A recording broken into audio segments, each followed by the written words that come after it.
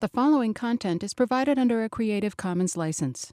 Your support will help MIT OpenCourseware continue to offer high-quality educational resources for free.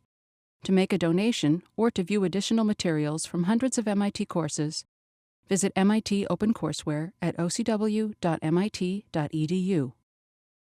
Good afternoon, everyone. So today we have Tao B Schardl here. He's going to give us the lecture on seed assembly. So Tao B is a research scientist here at MIT, working with Charles Iserson. He also taught this class with me last year, and he got one of the best ratings ever for this class. So I'm really looking forward to his lecture. So. All right, great. So thank you for the introduction, Julian. Today will be, so I hear you just submitted the beta for Project 1. Hopefully that went pretty well. How many of you slept in the last 24 hours?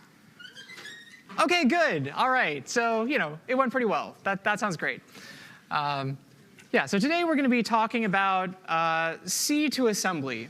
And this is really a continuation from the topic of last lecture where you saw computer architecture, if I understand correctly. Is that right? You looked at computer architecture, x86, 64 assembly, that sort of thing. So how many of you walked away from that lecture thinking, oh yeah, x86, 64 assembly, this is easy. This is totally intuitive. Everything makes perfect sense. There's no weirdness going on here whatsoever. How many of you walked away not thinking that? Thinking that perhaps this is a little bit strange, this whole assembly language thing. Yeah, I'm really in the later camp. x86 is kind of a strange beast. There are things in there that make no sense. Quad word has 8 bytes. P stands for integer, that sort of thing. And that's going to, so when we move on to the topic of seeing how C code gets translated into assembly, we're translating it into something that's already pretty complicated. And the translation itself isn't going to be that straightforward. So we're going to have to find a way to work through that.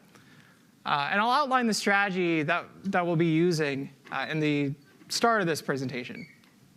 But first, let's quickly review, why do we care about looking at assembly? You should have seen this slide from the last lecture. But essentially, assembly is a more precise representation of the program than the C code itself. And if you look at the assembly, that can reveal details about the program that are not obvious when you just look at the C code directly. There are implicit things going on in the C code, such as typecasts or the usage of registers versus memory on the machine. And those can have performance implications. So it's valuable to take a look at the assembly code directly. It can also reveal what the compiler did or did not do when it tried to optimize the program. For example, you may have written a division operation or a multiply operation, but somehow the compiler figured out that it didn't really need to do a divide or a multiply to implement that operation. It could implement it more quickly using simpler, faster operations, like addition and subtraction or shift. And you would be able to see that from looking at the assembly.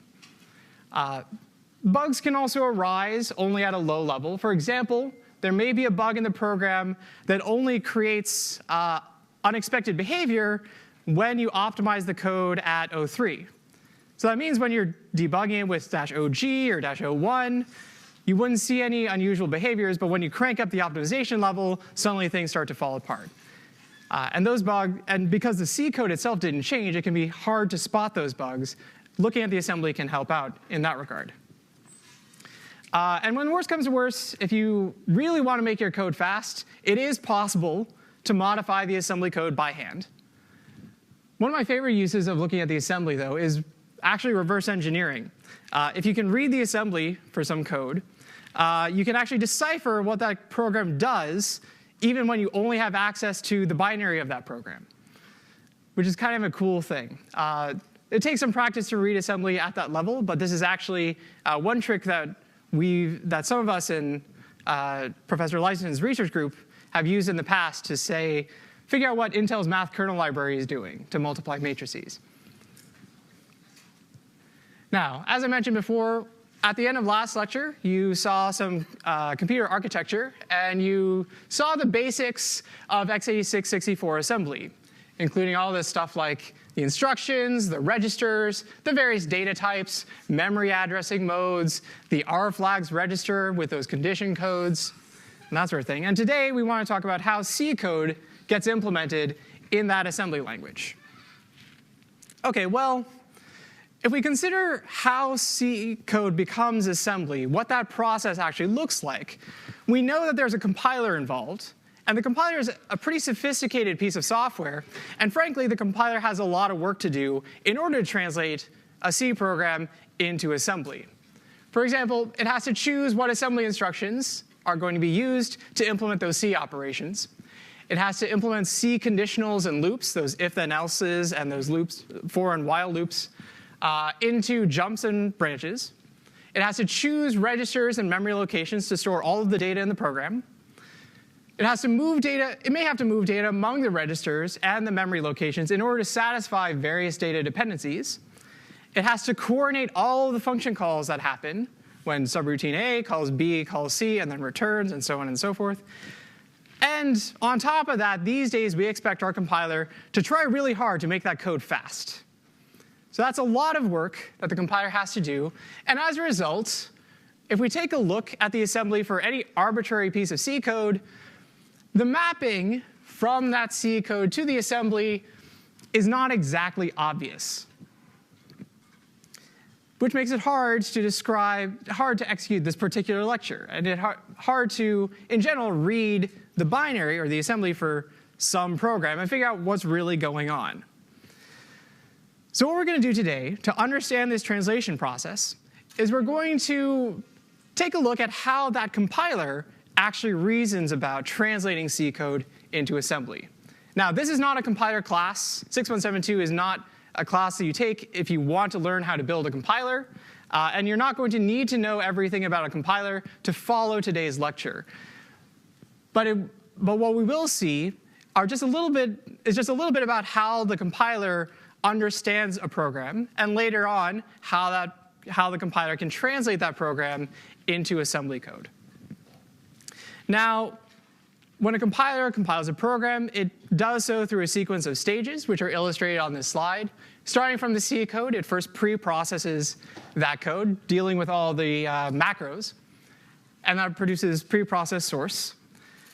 Then the compiler will translate that source code into an intermediate representation. For the Clang compiler that you're using, that intermediate representation is called LLVM IR. LLVM being the name of the underlying compiler, and IR being the creative name for the intermediate representation. That LLVM IR is really a sort of pseudo-assembly. It's kind of like assembly, but as we'll see, it's actually a lot simpler than x86-64 assembly. And that's why we'll use it to understand this translation process. Now, it turns out that the compiler does a whole lot of work on that intermediate representation. We're not going to worry about that today. We'll just skip to the end of this pipeline when the compiler translates LLVM IR ultimately into assembly code. Now, the nice thing about taking a look at the LLVM IR is that if you're curious, you can actually follow along with the compiler. It is possible to ask Clang to compile your code and give you the LLVM IR rather than the assembly. And the flags to do that are somewhat familiar. Rather than passing the -s flag, which hopefully you've already seen, that will translate C code directly into assembly, if you pass -s -emit LLVM, that will produce the LLVM IR.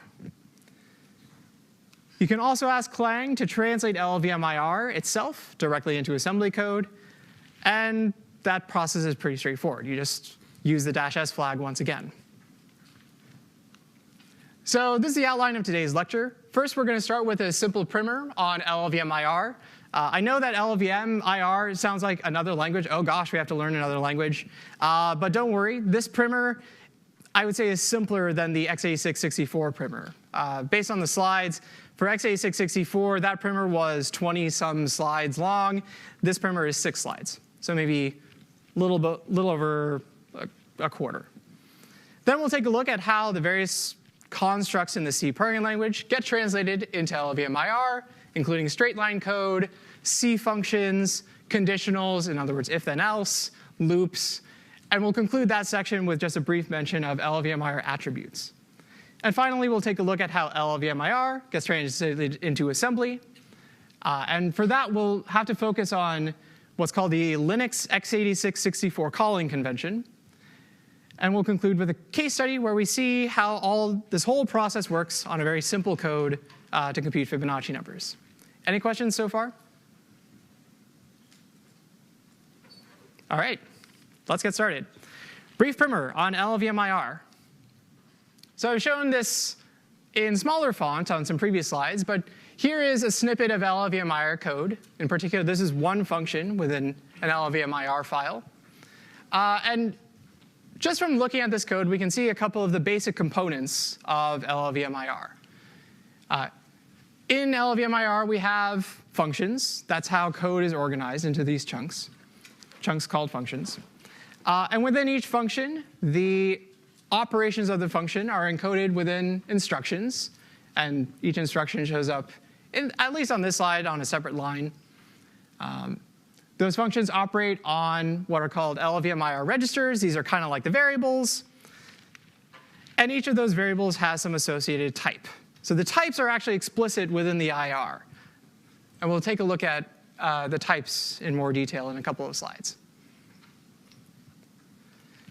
So based on that high-level overview, we actually see we can do a little bit of a comparison between LLVM IR and assembly language. The first thing that we see is that it looks kind of similar to assembly, right? It still has a simple instruction format. There's some destination operand, which we were calling a register. And then there's an equal sign, and then an opcode, be it add or call or what have you, and then some list of source operands. That's roughly what each instruction looks like. We can also see that the LLVM IR code it'll turn out, rather, that the LLVM IR code adopts a similar structure to the assembly code itself. And control flow, once again, is implemented using conditional branches as well as unconditional branches. But one thing that we'll notice is that LLVM IR is simpler than assembly. It has a much smaller instruction set. And unlike assembly language, LLVM IR supports an infinite number of registers. If you can name it, it's a register. So in that sense, LLVM's notion of registers is a lot closer to C's notion of variables. And when you read LLVM IR and you see those registers, you should just think about C variables. There's no implicit R flags register. There are no implicit condition codes going on. Everything is pretty explicit in terms of the LLVM. There's no explicit stack pointer or frame pointer. There's a type system that's explicit in the IR itself, and it's C-like in nature. And there are C-like functions for organizing the code overall. So let's take a look at each of these components, starting with LLVM IR registers. This is basically LLVM's name for a variable. All of the data in LLVM is stored in these variables, which are called registers. And the syntax is a % symbol followed by a name. So %0, %1, %2, that sort of thing. And as I mentioned before, LLVM registers are a lot like C variables. LLVM supports an infinite number of these things, and each distinct register is just distinguished by its name. So %0 is different from %1 because they have different names. Register names are also local to each LLVM IR function. And in this regard, they're also similar to C variables. If you wrote a C program with two functions A and B, and each function had a local variable apple, those are two different apples. The apple in A is not the same thing as the apple in B. Similarly, if you had two different LLVM IR functions, and they both describe some register 5, those are two different variables. They're not automatically aliased. And so here's an example LLVM IR snippet. And what we've done here is just highlighted all of the registers. Some of them are being assigned because they're on the left-hand side of an equal symbol. And some of them are being used as arguments when they show up on the right-hand side. There is one catch which we'll see later on, namely that the syntax for LLVM registers ends up being hijacked when LLVM needs to refer to different basic blocks. We haven't defined basic blocks yet. We'll see what that's all about in just a couple slides. Everyone good so far? All right. So LLVM IR code is organized into instructions. And the syntax for these instructions is pretty straightforward. We have a register name on the left-hand side, then an equal symbol, and then an opcode followed by an operand list. For example, the highlighted instruction, the top highlighted instruction has register sticks equal to add of some arguments. And we'll see a little bit more about those arguments later. That's the syntax for when an instruction actually returns some value. So addition returns the sum of the two operands. Other instructions don't return a value per se, not a value that you'd store in a local register. And so the syntax for those instructions is just an opcode followed by a list of operands. Ironically, the return function that you'd find at the end of the return instruction that you'd find at the end of a function doesn't assign a particular register value. And of course, the operands can be either registers or constants, or as we'll see later on, they can identify basic blocks within the function. The LLVM IR instruction set is smaller than that of x86. x86 contains hundreds of instructions when you start counting up all the vector instructions. And LLVM IR is far more modest in that regard. There are some instructions for data movement, including stack allocation, reading memory, writing memory, converting between types, or doing, well, yeah, that's pretty much it. There are some instructions for doing arithmetic or logic, including integer arithmetic, floating pointer arithmetic, Boolean logic, binary logic, or address calculations. And then there are a couple of instructions to do control flow. There are unconditional branches or jumps, conditional branches or jumps, subroutines, that's call or return. And then there's this magical fee function, which we'll see more of later on in these slides. Finally, as I mentioned before, everything in LLVM IR is explicitly typed. It's a strongly typed language in that sense. And the type system looks something like this.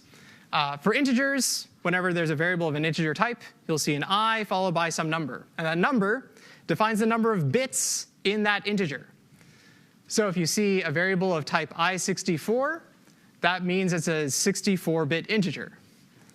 If you see a variable of type I1, that would be a 1-bit integer, or in other words, a Boolean value. There are also floating point types, such as double and float. There are pointer types when you follow an integer or floating point type with a star, much like in C. You can have arrays, and that uses a bracket notation, a square bracket notation, where within the square brackets you'll have some number, and then times, and then some other type. Maybe it's a primitive type like an integer or floating point. Maybe it's something more complicated. You can have structs within LLVM IR, and that uses squiggly brackets with types enumerated on the inside. You can have vector types, which uses angle brackets, and otherwise adopts a similar syntax to the array type.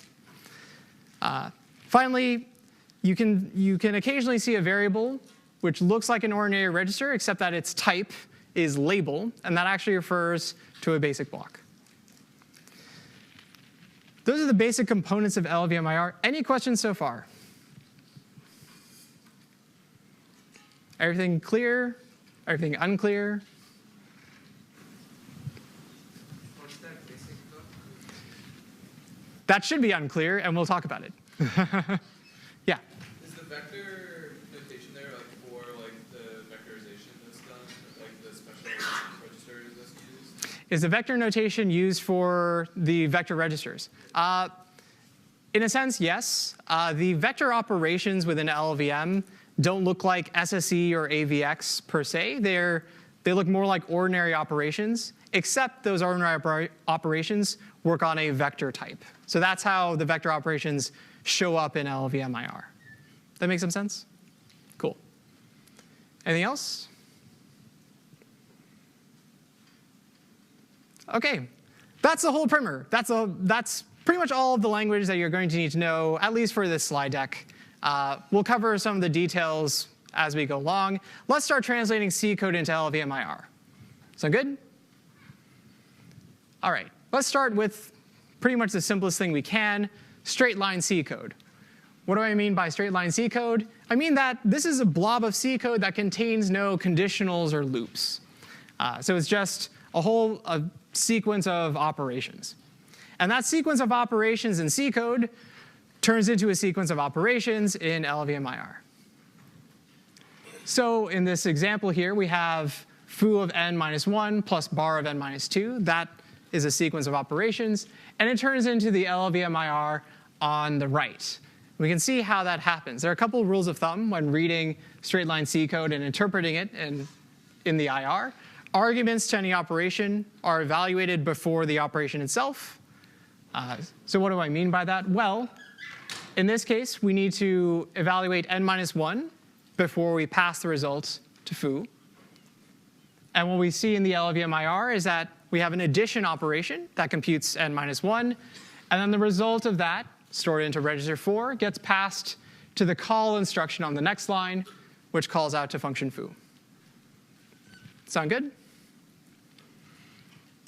Similarly, we need to evaluate n minus 2 before passing its results to the function bar.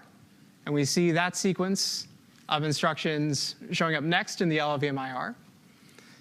And now we actually need the return value. Oh, yeah, question? What is NSW? NSW.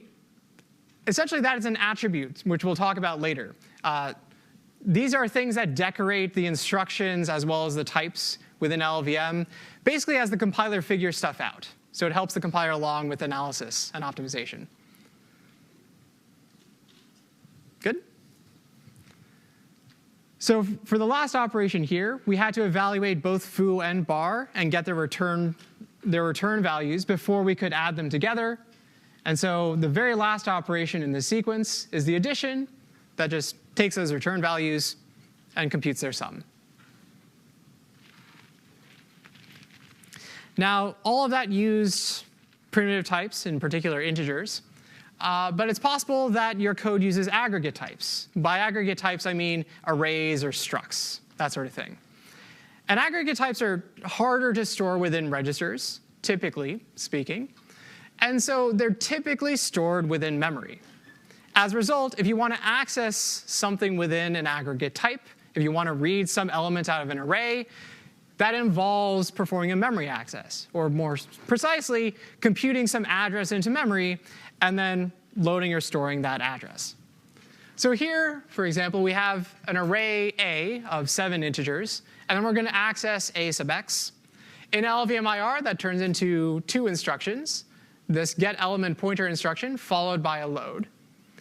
And in the get element pointer case, this computes an address into memory and stores the result of that address into a register, in this case, register 5. The next instruction, the load, takes the address stored in register 5 and simply loads that particular memory address, storing the result into another register, in this case 6. Pretty simple. When reading the get element pointer instruction, the basic syntax involves a pointer into memory followed by a sequence of indices. And all that get element pointer really does is it computes an address by taking that pointer and then adding on that sequence of indices. So in this case, we have a get element pointer instruction, which takes the address in register 2 and then adds on to it. Yeah, that's a pointer into memory. And then it adds on to it 2 indices. One is the literal value 0. And the other is the value stored in register 4. So that just computes the address, starting at 2 plus 0 plus whatever was in register 4. So that's all for straight line code. Good so far. Feel free to interrupt if you have questions. Cool. Functions. Let's talk about C functions. So when there's a function in your C code, generally speaking, you'll have a function within the LLVM code as well. And similarly, when there's a return statement in the C code, you'll end up with a return statement in the LLVM IR. So here we have just the bare bones C code for this fib routine. That corresponds to this fib call within, or not fib call, this fib function within LLVM IR. And the function declaration itself looks pretty similar to what you would get in ordinary C. The return statement is also similar. It may take an argument if you're returning some value to the caller. In this case, for the fib routine, we're going to return a 64-bit integer. And so we see that this return statement returns the 64-bit integer stored in register 0, a lot like in C. Functions can have parameters. And when you have a C function with a list of parameters, basically in LLVM IR, you're going to end up with a similar-looking function with the exact same list of parameters, just translated into LLVM IR. So here we have this C code for the base routine, and we have the corresponding LLVM IR for an base function. And what we see is we have a pointer to a double as the first parameter, followed by a 32-bit integer, followed by another pointer to a double, followed by another 32-bit integer, followed by another pointer to a double, and another 32-bit integer, and another 32-bit integer. One implicit thing within LLVM IR, if you're looking at a function declaration or definition, the parameters are automatically named %0, %1, %2, so on and so forth. There's one unfortunate thing about LLVM IR. The registers are a lot like C functions, but unfortunately that implies that when you're reading LLVM IR, it's a lot like reading the code from your teammate who always insists on naming things with nondescript single-letter variable names. Also, that teammate doesn't comment his code, or her code, or their code.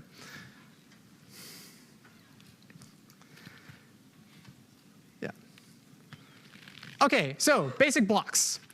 When we look at the code within a function, that code gets partitioned into chunks, which are called basic blocks.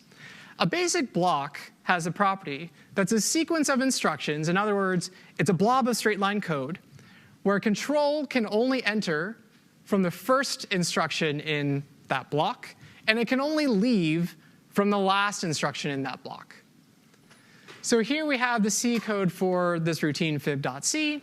We're going to see a lot of this routine fib.c, by the way. And we have the corresponding LLVM IR. And what we have in the C code, what the C code is telling us is that if n is less than 2, you want to do one thing. Otherwise, you want to do some complicated computation and then return that result. And if we think about that, we've got this branch in our control flow, and what we'll end up with are 3 different blocks within the LLVM IR. So we end up with one block which does the computation is n less than 2. And then we end up with another block that says, well, in one case, just go ahead and return something, in this case, the input to the function. In the other case, do some complicated calculation, some straight line code, and then return that result. Now, when we partition the code of a function into these basic blocks, we actually have connections between the basic blocks based on how control can move between the basic blocks. These control flow instructions, in particular the branch instructions, as we'll see, induce edges among these basic blocks. Whenever there's a branch instruction, that can specify that control can leave this basic block and go to that other basic block, or that other basic block, or maybe one or the other, depending on how the result of some computation unfolded. And so for the fib function that we saw before, we had those 3 basic blocks. And based on whether or not n was less than 2, either we would execute the simple return statement, or we would execute the blob of straight line code, shown on the left. So those are basic blocks and functions. Everyone still good so far? Any questions? Clear as mud? All right. Let's talk about conditionals. We've already seen one of these conditionals that's given rise to these basic blocks and these control flow edges. So let's tease that apart a little bit further. When we have a C conditional, in other words, an if-then-else statement, or a switch statement for that matter, that gets translated into a conditional branch instruction, or BR, in the LLVM IR representation. So what we saw before is that we had this if n less than 2, and this basic block with 2 outgoing edges.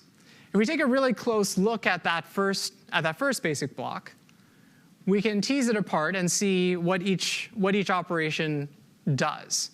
So first, in order to do this conditional operation, we need to compute whether or not n is less than 2. We need to do a comparison between n and the literal value 2. And that comparison operation turns into an IComp instruction within the LLVM IR, an integer comparison in the LLVM IR. The result of that comparison then gets passed to a conditional branch as one of its arguments. And the conditional branch specifies a couple of things beyond that one argument. And in particular, that conditional branch takes that 1-bit integer, that Boolean result, as well as labels of 2 different basic blocks. So that Boolean value is called the predicate. And that's, in this case, the result of that comparison from before. And then the 2 basic blocks say where to go if the predicate is true, or where to go if the predicate is false. The first label is the destination when it's true. Second label, destination when it's false. Pretty straightforward. And if we decide to map this onto our control flow graph, which we were looking at before, we can identify the 2 branches coming out of our first basic block as either the true branch or the false branch, based on whether or not you follow that edge when the predicate is true, or you follow it when the predicate is false. Sound good? This should be straightforward. Let me know if it's not. Let me know if it's confusing. Now, it's also possible that you can have an unconditional branch in LLVM IR. You can just have a branch instruction with 1 operand, and that 1 operand specifies a basic block. There's no predicate. There's no true or false. It's just the 1 basic block. And what that instruction says is, when you get here, now go to that other basic block. This might seem kind of silly, right? Why would we just need to jump to another basic block why not just merge this code with the code in the subsequent basic block? Any thoughts? For instance, in this case, other things might jump into 6. Correct. Other things might go to that basic block. And in general, when we look at the structure that we get for any particular conditional in C, we end up with this sort of diamond shape. And in order to implement that diamond shape, we need these unconditional branches. So there's a good reason for them to be around. And here we just have an example of a slightly more complicated conditional that creates this diamond shape in our control flow graph. So let's tease this piece of code apart. In the first block, we're going to evaluate if some predicate. And in this case, our predicate is x bitwise and 1. And what we see in the first basic block is that we compute the bitwise and, store that result, do a comparison between that result and the literal value 1. That gives us a Boolean value, which is stored in register 3. And we branch conditionally on whether 3 is true or false. In the case that it's true, we'll branch to block 4. And in block 4, that contains the code for the consequent, the then clause of the if then else. And in the consequent, we just call function foo. And then we need to leave the conditional. So we'll just branch unconditionally. The alternative, if x and 1 is 0, if it's false, then we will execute the function bar, but then also need to leave the conditional. And so we see in block 5, following the false branch, that we call bar, and we just branch to block 6. And finally, in block 6, we return the result. So we end up with this diamond pattern whenever we have a conditional, in general. We may delete certain basic blocks if the conditional in the code is particularly simple. But in general, it's going to be this kind of diamond-looking thing. Everyone good so far? One last C construct, loops. Unfortunately, this is the most complicated C construct when it comes to the LLVM IR. But things haven't been too bad so far, so let's walk into this with some confidence. So the simple part is that what we'll see is the C code for a loop translates into LLVM IR that in the control flow graph representation is a loop. So a loop in C is literally a loop in this graph representation, which is kind of nice. But to figure out what's really going on with these loops, we need to tease apart. Let's first tease apart the components of a C loop. Because we have a couple different pieces in an arbitrary C loop. We have a loop body, which is what's executed on each iteration. And then we have some loop control, which manages all the iterations of that loop. So in this case, we have a simple C loop which multiplies each element of an input vector x by some scalar a and stores the result into y. That body gets translated into a blob of straight line code. I won't step through all of the straight line code just now. There's plenty of it, and you'll be able to see the slides after this lecture. But that blob of straight line code corresponds to the loop body, and the rest of the code in the LLVM IR snippet corresponds to the loop control. So we have the initial assignment of the induction variable, the comparison with the end of the loop, and the increment operation at the end. All of that gets encoded in the stuff highlighted in yellow, that loop control part. Now, if we take a look at this code, there's one odd piece that we haven't really understood yet, and it's this phi instruction at the beginning. The phi instruction is weird, and it arises pretty commonly when you're dealing with loops. And it basically is there to solve a problem with LLVM's representation of the code. So before we describe the phi instruction, let's actually take a look at the problem that this phi instruction tries to solve. So let's first tease apart the loop and to reveal the problem. The C loop produces this looping pattern in the control flow graph, literally an edge that goes back to the beginning.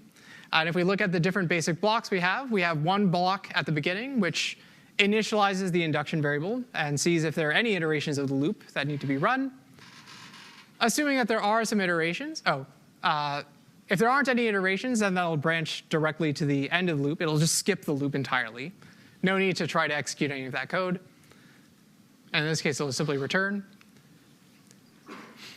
And then inside the loop block, we have these two incoming edges, one from the entry point of the loop, where I has just been set to 0, and another where we're repeating the loop, where we decided there's one more iteration to execute, and we're going to go back from the end of the loop to the beginning. And that back edge is what creates the loop structure in the control flow graph. Make sense? All right. I at least see one nod over there, so that's encouraging. OK, so if we take a look at the loop control, there are a couple of components to that loop control. There's the initialization of the induction variable. There's the condition, and there's the increment. Condition says, when do you exit? Increment updates the value of the induction variable. And we can translate each of these components from the C code for the loop control into the LLVM IR code for that loop. So the increment, we would expect to see some sort of addition with an addition where we add 1 to some register somewhere, and lo and behold, there's an add operation. So we'll call that the increment. For the condition, we expect some comparison operation and a conditional branch based on that comparison. Look at that. Right after the increment, there's a compare. And a conditional branch that'll either take us back to the beginning of the loop or out of loop entirely. And we do see that there is some form of initialization. The initial value of this induction variable is 0. And we do see a 0 among this loop control code. It's kind of squirreled away in that weird notation there. And that weird notation is sitting next to the phi instruction. What's not so clear here is where exactly is the induction variable? We had this single variable I in our C code. And what we're looking at in the LLVM IR are a whole bunch of different registers. We have a register that stores what we're claiming to be I plus 1. Then we do this comparison and branch thing. And then we have this phi instruction that takes that takes 0 or the result of the increment, where did I actually go? So the problem here is that I is really represented across all of those instructions. And that happens because the value of the induction variable changes as you execute the loop. The value of I is different on iteration 0 versus iteration 1 versus iteration 2 versus iteration 3, and so on and so forth. I is changing as you execute the loop.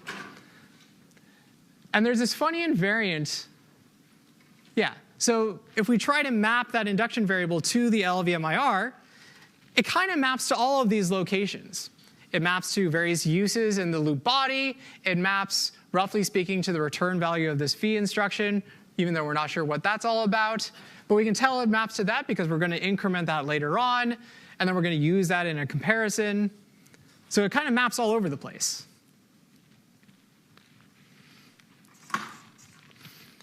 And because it changes values, we're going to encounter, because it changes values with the increment operation, we're going to encounter, oh yeah.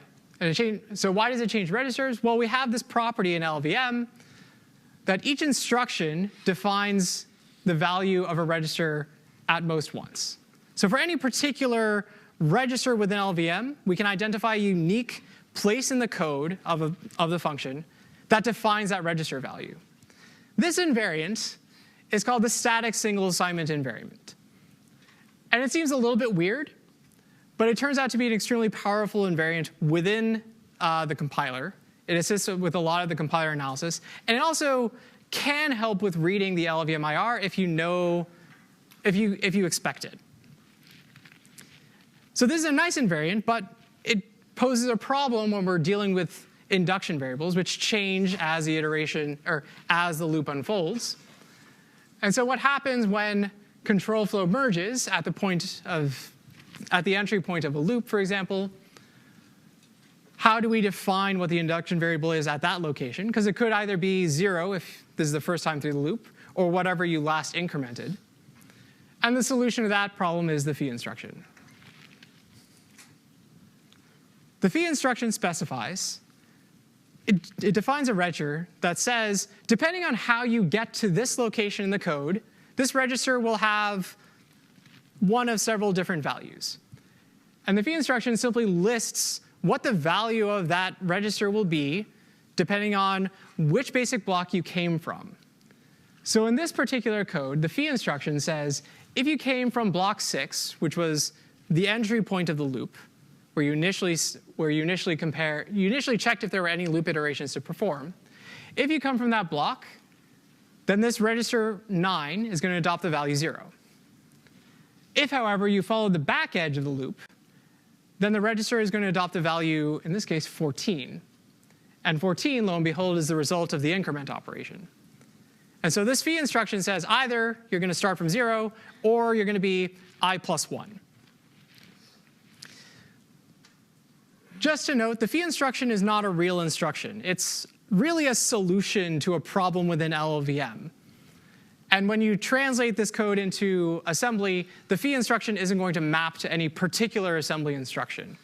It's really a representational trick. Does that make some sense? Any questions about that? Yeah? Why is it called phi? Why is it called phi? That's a great question. I actually don't know why they chose the name phi. I don't think they had a particular affinity for the golden ratio, but I'm not sure what the rationale was. I don't know if anyone else knows. Yeah. Google knows all, sort of. Yeah.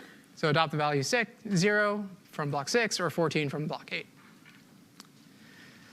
So that's all of the basic components of C translated into LLVM IR.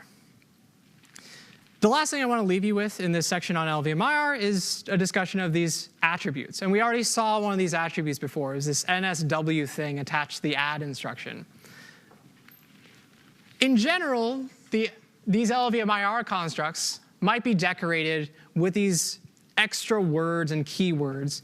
And those are the keywords that I'm referring to as attributes. And those attributes convey a variety of information. So in this case, what we have here is C code that performs this memory calculation, which you might have seen from our previous lecture. And what we see in the corresponding LLVM IR is that there's some extra stuff tacked on to that load instruction, where you load memory.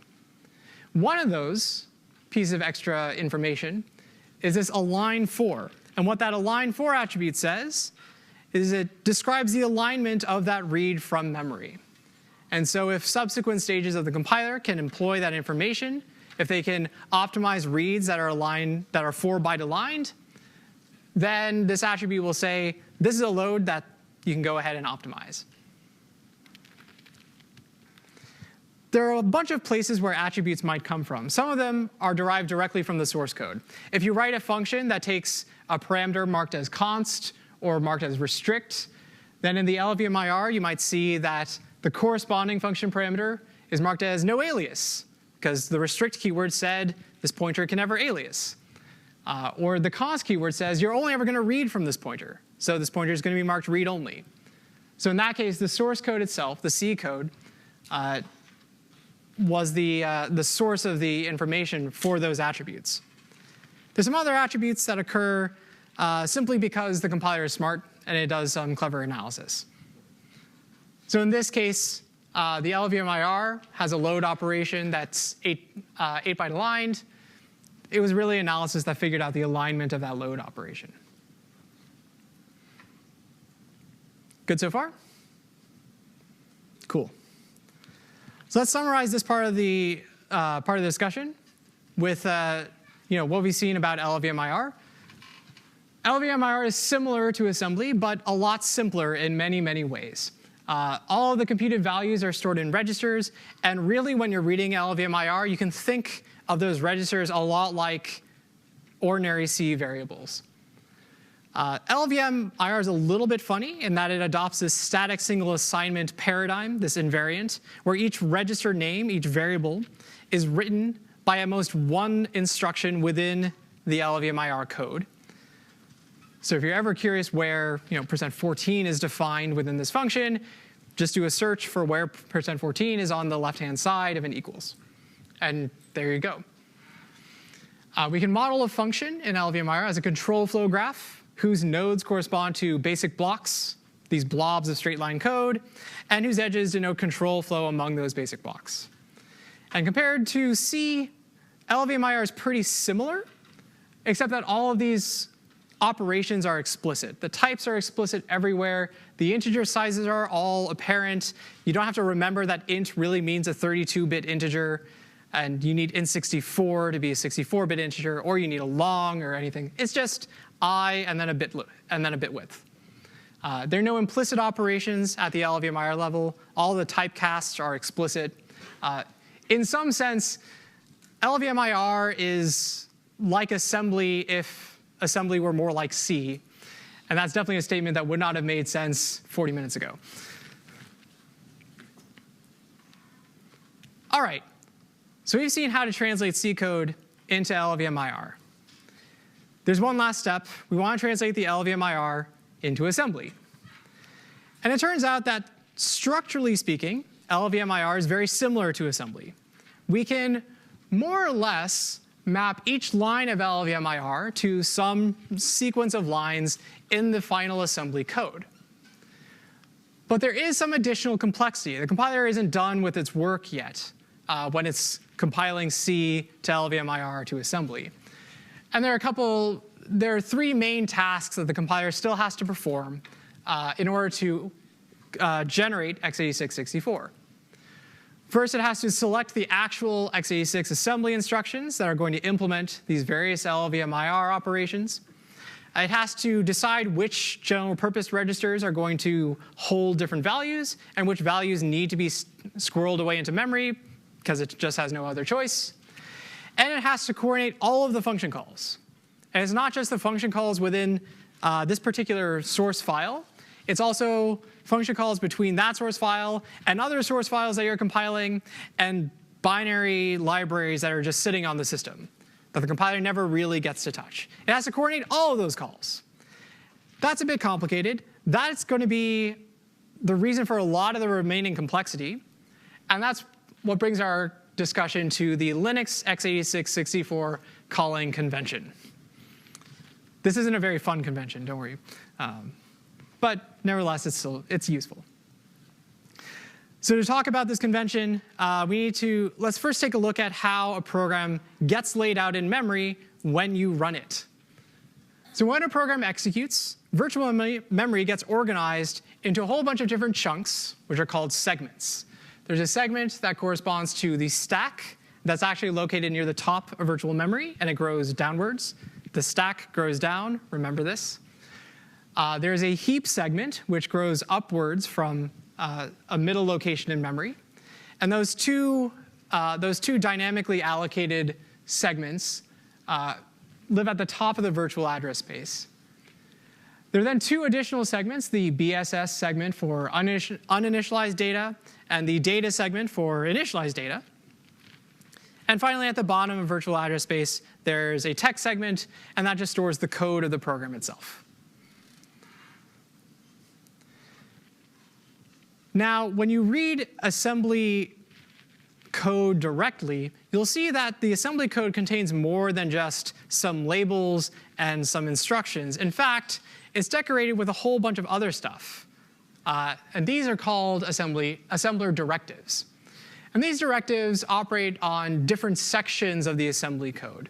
Some of those directives refer to the various segments of virtual memory. And those segment directives are used to organize the content of the assembly file. For example, the .text directive identifies some chunk of the assembly which is really code and should be located in the text segment when the program is run. The .bss segment identifies stuff that lives in the assembler directive, identifies stuff in the BSS segment. The .data directive identifies stuff in the data segment, so on and so forth. There are also various storage directives that will store content of some variety directly into the current segment, whatever was last identified by a segment directive. So if at some point there's a directive x:\space20, that space directive says allocate some amount of memory. And in this case, it says allocate 20 bytes of memory. And we're going to label that location x. The .long segment says store a constant long integer value, in this case 172, in this example, at location y. The ASCII Z segment similarly stores a string at that particular location. So here we're storing the string 6.172 at location z. There's an align segment, or an align directive that aligns the content, the next content in the assembly file to an 8-byte boundary. There are additional segments for the linker to obey, and those are the scope and linkage directives. For example, you might see .global in front of a label, and that signals to the linker that this particular symbol should be visible to the other files that the linker touches. In this case, .global fib makes fib visible to the other object files, and that allows those other object files to call or refer to this fib location. Now, let's turn our attention to the segment at the top, the call or the stack segment. This segment is used to store data and memory in order to manage function calls and returns. That's a nice high-level description, but what exactly ends up in the stack segment? Why do we need a stack? What data will end up going there? Can anyone tell me?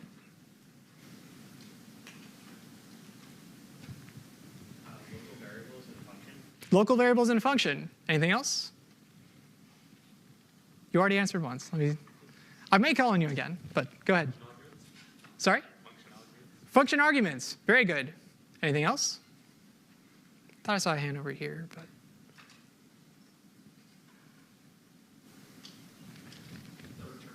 The return address. Anything else? Yeah.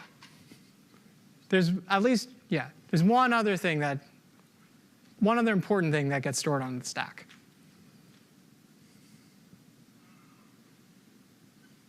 Yeah.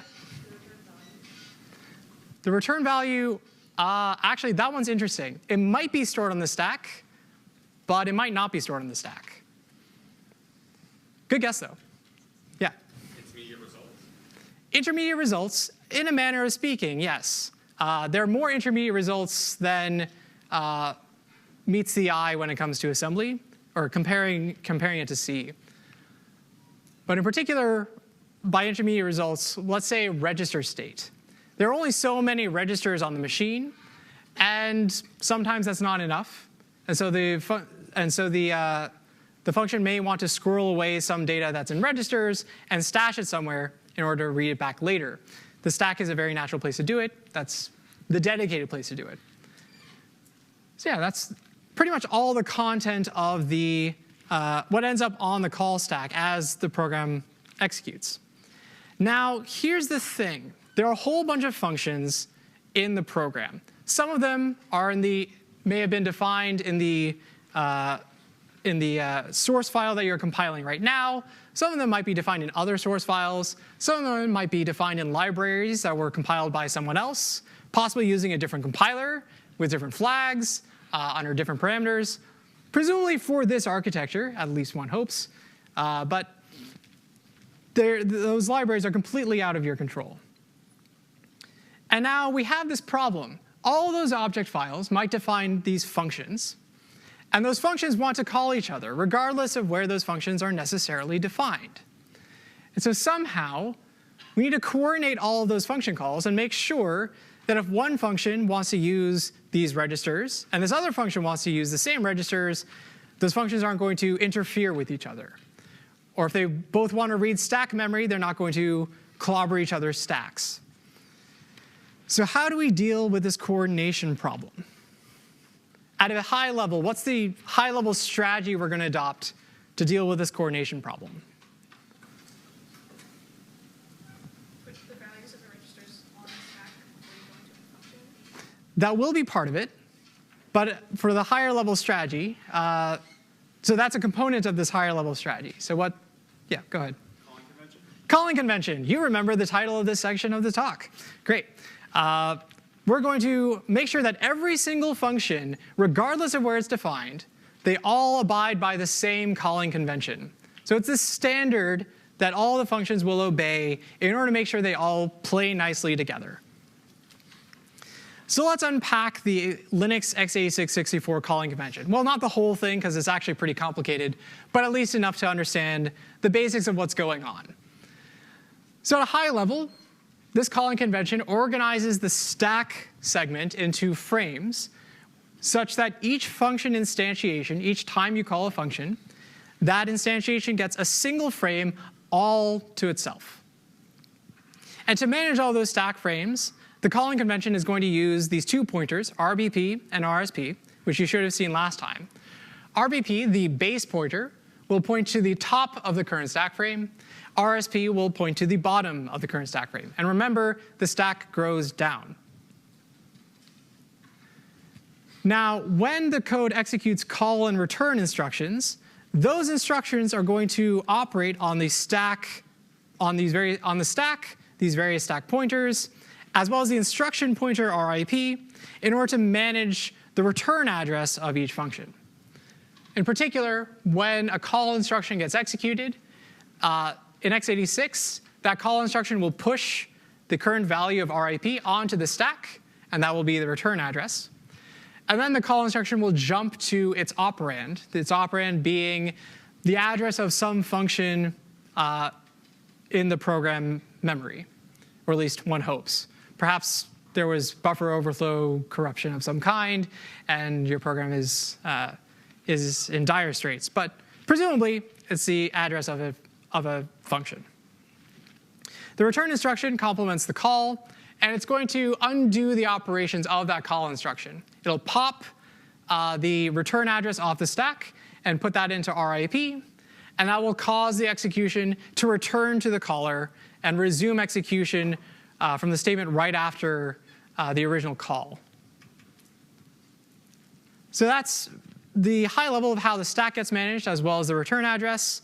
How do we maintain registers across all those calls?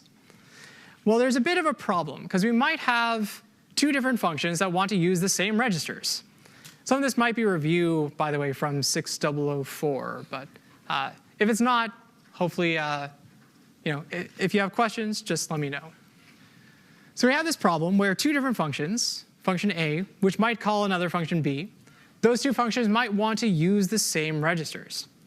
So who's responsible for making sure that a function B operates on the same registers as A, that when B is done, A doesn't end up with corrupted state in its registers? Well, there are two different strategies that could be adopted. One is to have the caller save off the register state before invoking a call. But that has some downsides. The caller might waste work saying, well, I have to save all of this register state in case the function I'm calling wants to use those registers. If the calling function doesn't use those registers, that was a bunch of wasted work. So on the other side, we might say, well, let's just have the callee save all that register state. But that could waste work if the callee is going to save off register state that the caller wasn't using. So if the callee says, well, I want to use all these registers, I don't know what the calling function used, so I'm just going to push everything onto the stack, that could be a lot of wasted work. So what does the x86 calling convention do, if you had to guess? Yeah? Tells us which registers the caller has to save or wants to have saved by the callee. That's exactly right. It does a little bit of both. It specifies some of the registers as being callee saved registers, and the rest of the registers are caller saved registers. And so the caller will be responsible for saving some stuff. The callee will be responsible for saving other stuff. And if either of those functions doesn't need one of those registers, then it can avoid wasted work. In x86-64, in this calling convention, it turns out that the RBX, RBP, and R12 through R15 registers are all callee saved, and the rest of the registers are caller saved. In particular, the C linkage defined by this calling convention for all the registers looks something like this. And that identifies lots of stuff. It identifies a register for storing the return value, registers for storing a bunch of the arguments, caller save registers, callee save registers, a register just for linking. I don't expect you to memorize this in 12 seconds.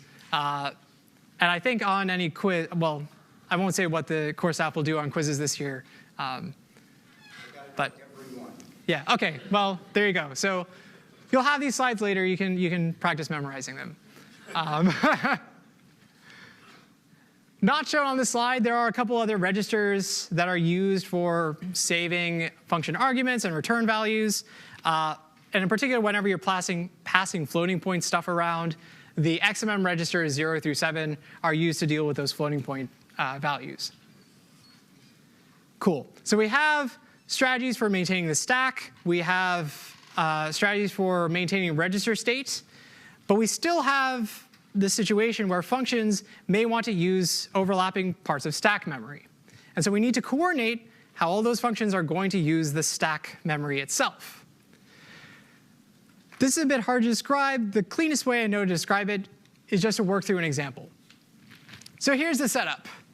Let's imagine that we have some function A that has called a function B. And we're in the midst of executing function B. And now function B is about to call some other function C.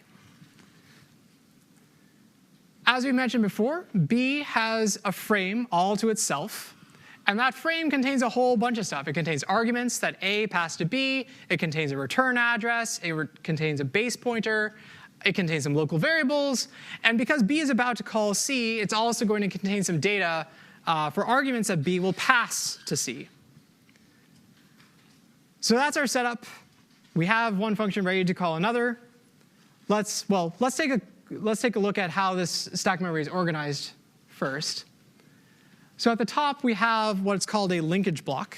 And in this linkage block, this is the region of stack memory where function B will access non-register arguments from its caller, function A. And it'll access these by indexing off of the base pointer, RBP, using positive offsets. Again, the stack grows down.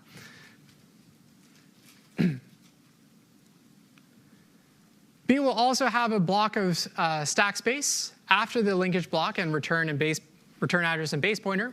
It'll have a region of its frame for local variables, and it can access those local variables by indexing off of RBP in the negative direction. Stack grows down. If you don't remember anything else, stack grows down. Now, B is about to call function C, and we want to see how all of this unfolds. So before calling C, B is going to place non-register arguments for C onto a reserved linkage block in its own stack memory below its local variables. And it'll access those by indexing RBP with negative offsets. So those arguments from B to its callers, we'll specify those to be arguments from B to C. And then what's going to happen? Then B is going to call C. And as we saw before, the call instruction saves off the return address onto the stack, and then it branches control to the entry point of function C. When the function C starts, it's going to execute what's called the function prologue. And the function prologue consists of a couple of steps. First, it's going to save off the base pointer for B's stack frame. So it'll just squirrel away the value of RBP onto the stack. Then it's going to set RBP equal to RSP, because we're now entering a brand new frame, a frame for the invocation of C. And then C can go ahead and allocate the space that it needs on the stack. And this will be space that C needs for its own local variables, as well as space that C will use for any linkage blocks that it creates for its caller, or for the things that it calls. Now, there is one common optimization that the compiler will attempt to perform. If a function never needs to perform stack allocations, except to handle these function calls. In other words, if the difference between RBP and RSP is a compile time constant, then the compiler might go ahead and just get rid of RBP and do all of the indexing based off the stack pointer, RSP. And the reason it'll do that is because if it could get one more general purpose register out of RBP, well, now RBP is general purpose, and it has one extra register to use to do all of its calculations. Reading from a register takes unit time. Reading from even L1 cache takes significantly more, I think 4 times that amount. And so this is a common optimization that the compiler will want to perform. Now, turns out that there's a lot more to the calling convention than just what's shown on these slides. We're not going to go through that today. If you'd like to have more details, there's a nice document, the System 5 ABI, that describes the whole calling convention. Any questions so far?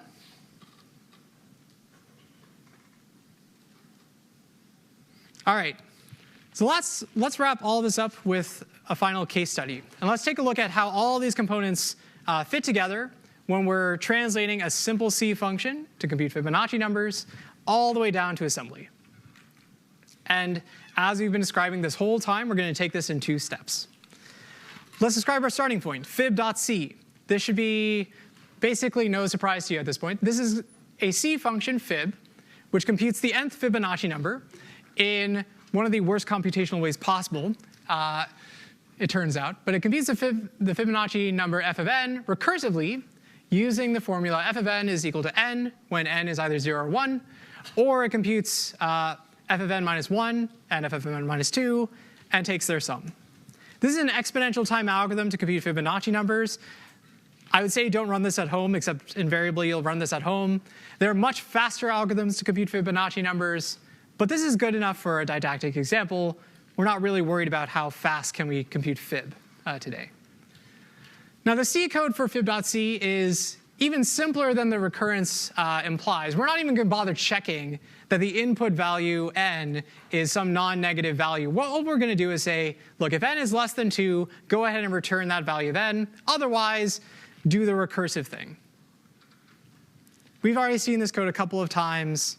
Everyone good so far? Any questions on these 3 lines? Great. All right, so let's translate fib.c into fib.ll. We've seen a lot of these pieces in lecture so far. And here we've just rewritten fib.c a little bit to make drawing all the lines a little bit simpler. So here we have the C code for fib.c. The corresponding LLVM IR looks like this.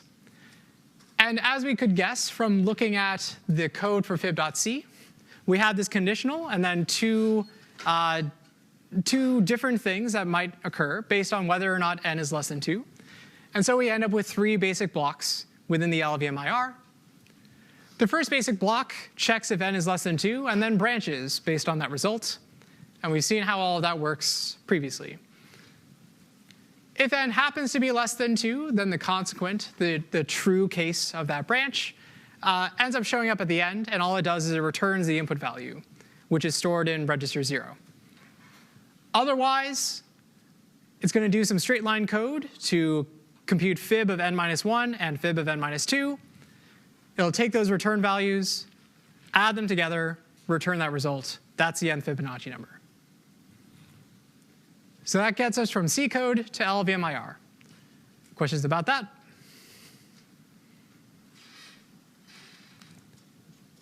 All right, fib of n-1, fib of n-2, add them, return it, we're good. OK, so one last step. We want to compile LLVM IR all the way down to assembly. As I alluded to before, roughly speaking, the structure of the LLVM IR resembles the structure of the assembly code. There's just extra stuff in the assembly code. And so we're going to translate the LLVM IR more or less line by line into the assembly code and see where that extra stuff shows up. So at the beginning, we have a function. We were defining a function fib. And in the assembly code, we make sure that fib is a globally accessible function using some assembler directives, the global fib directive. And we align to make sure, we do an alignment to make sure that function lies in a nice location in instruction memory. And then we declare the symbol fib, which just makes this function available, or just defines where this function lives in memory. All right, let's take a look at this assembly. The next thing that we see here are these 2 instructions, a push Q of RBP and a mov Q of RSP RBP. Who can tell me what these do?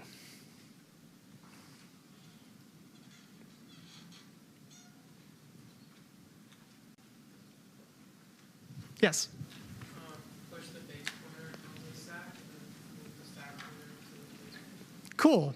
Does that sound like a familiar thing we described earlier in this lecture? Yep, it's part of the calling convention. This is part of the function prolog. Save off RBP and then set RBP equal to RSP. So we already have a couple extra instructions that weren't in the LLVM IR, but must be in the assembly in order to coordinate everyone. OK. So now we have these 2 instructions. We're now going to push a couple more registers onto the stack. So why does the assembly do this? Any guesses? Yeah. Call save registers. Yes, call save registers. The fib routine, we're guessing, will want to use R14 and RBX during its calculation. And so if there are interesting values in those registers, save them off onto the stack. Presumably, we'll restore them later. Then we have this move instruction for RDI into RBX. This requires a little bit more arcane knowledge, but can anyone, any guesses as to what this is for?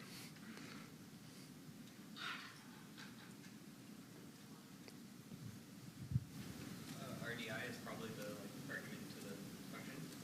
RDI is the argument to the function. Exactly. That's the arcane knowledge. So this is implicit from the assembly, which is why you either have to memorize that huge chart of GPR C linkage nonsense. But all this operation does is it takes whatever that argument was, and it squirrels it away into the RBX register for some purpose that we'll find out about soon. Then we have this instruction. And this corresponds to the highlighted instruction on the left, in case that gives any hints. What does this instruction do? Sorry? It calculates whether n is smaller than. Correct. It evaluates the predicate. It checks whether it's just going to do a comparison between the value of n and the literal value 2. Comparing against 2. So based on the result of that comparison, if you recall last lecture, the result of the comparison will set some bits in this implicit E flags register or R flags register. And based on the setting of those bits, the various conditional jumps that occur next in the code will have varying behavior. So in case the comparison results to false, if n is in fact greater than or equal to 2, then the next instruction, this JGE, will jump to the label LBB0_1. You can tell already that reading assembly is super fun.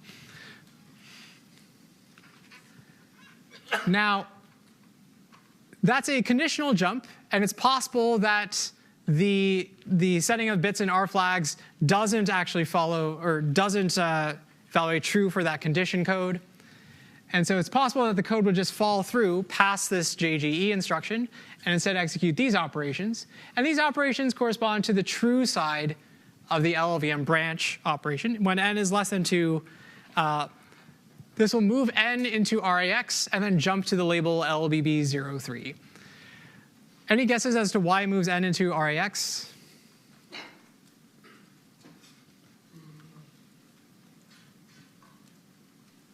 Yeah. That's the return value, exactly. The return value, if it can return a value through registers, it'll return it through RAX. Very good. So now we see this label LBB01. That's the label, as we saw before, for the false side of the LLVM branch. And the first thing in that label is this operation, LAQ -1 of RBX RDI. Any guesses as to what that's for? The corresponding LLVM IR is highlighted on the left, by the way. This is the LEA instruction means load effective address. All LEA does is an address calculation. But something that compilers really like to do is exploit the LEA instruction to do simple integer arithmetic, as long as that integer arithmetic fits with the things that LEA can actually compute. And so all this instruction is doing is it's adding -1 to RBX. And RBX, as we recall, stored the input value of n. And it'll store the result into RDI. That's all that this instruction does. So computes -1, stores the result into RBI. How about this instruction? This one should be easier. Or So for the previous one, there's no add immediate AR. Is this the so I'm familiar with verse 5 because that's the version that will flow out to. But is there no add immediate instruction in x86? Is this what people do? is there no add immediate instruction? So you can do an add instruction in x86 and specify an immediate value. The advantage of this instruction is that you can specify a different destination operand. Yeah, that's why compilers like to use it. More arcane knowledge. I don't blame you if this kind of thing turns you off from reading x86. It certainly turns me off from reading x86. But in any case, so this instruction should be a little bit easier. Guess as to what it does. Feel free to shout it out because we're running a little short on time. Calls a function. What function? Call fib. Exactly. Great. Then we have this move operation, which moves RAX into R14. Any guesses as to why we do this? Say again? Sorry. Get the result of the call. So RAX is going to be store the return value of that call. And we're just going to squirrel it away into R14. Question? Sorry? It'll actually store the whole return value from the previous call.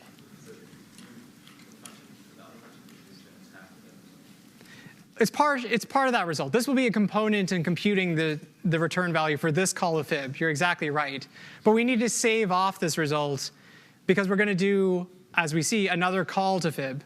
And that's going to clobber RAX. So, make sense? Cool. So RAX stores the result of the function, save it into R14. Great. These instructions, since we're running short of time, well, anyone tell me really quickly what these instructions do? Just a wild guess, if you had to.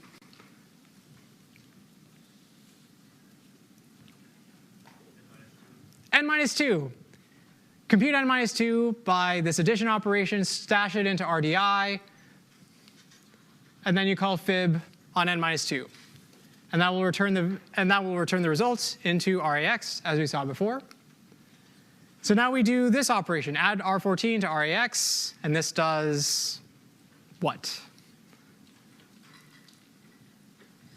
That's our last function return to what we just got off this one. Exactly. Add the thing. So RAX stores the result of the last function return, add it into R14, which is where we stash the result of fib of n-1. Cool. Then we have the label for the true side of the branch. This is the last pop quiz question I'll ask. Oh, pop quiz. God, I didn't even intend that one. Why do we do these pop operations?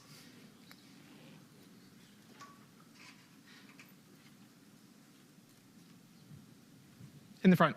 So restore the registers before exiting the stack frame? Restore the registers before exiting the stack frame. Exactly. That's, in calling convention terms, that's called the function epilogue. And then finally, we return. So that is how we get from C to assembly. This is just a summary slide of everything we covered today. We took the trip from C to assembly via LLVM IR. And we saw how we can represent things in a control flow graph as basic blocks connected by control flow edges. And then there's additional complexity when you get to the actual assembly, mostly to deal with this calling convention. That's all I have for you today. Thanks for your time.